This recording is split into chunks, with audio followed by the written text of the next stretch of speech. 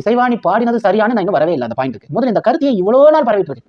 பிற எந்த மதத்திலேயாவது தன் மதத்தை விட்டு கொடுத்து பேசுறாங்களா? இந்து மதத்துல மட்டும்தான் இது நடக்கும். அதுக்கு ஒரு பெரிய வேதனை என்ன அப்படின்னா, அந்த ஜாதிய வன்கொடுமை, அடக்குமுறை, இதெல்லாம் ஒரு காலத்துல இருந்ததுனாலையும், ஏன் ஒரு பீரியட்ல வந்துட்டு ஜாதிய கொடுமையை வச்சு கோவிலுக்குள்ள நீ வரக்கூடாதுன்னு பிரிச்சு வச்ச காலங்களா இருந்தது. இன்னைக்கு அதெல்லாம் தாண்டி வந்துட்டோம். அன்னைக்கு பெரியார் உட்பட பல பேர் கொடுத்த குரல்ல உண்மை இருந்தது, நியாயம் இருந்தது.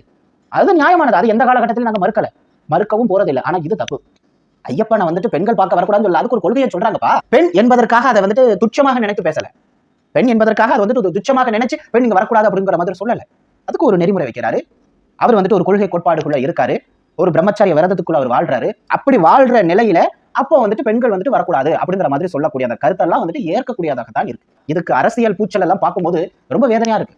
பிற மதத்தை உண்மையாவே சத்தியமா சொல்றேன், குறிப்பா தமிழ்நாடா இருக்கட்டும், இந்தியாவா இருக்கட்டும், உலக அளவில் எடுத்துக்கங்களேன், எந்த மதத்தையும் இந்து மத அளவிற்கு கேவலப்படுத்தப்பட்டதாகவே எனக்கு தெரியும். அவங்களை ரொம்ப வேதனைப்படுத்துறாங்க, ரொம்ப துன்புறுத்துறாங்க. ஆனா இப்படி துன்புறுத்த ஒரு கூட்டம் மதவெறியாக மாறிக்கொண்டு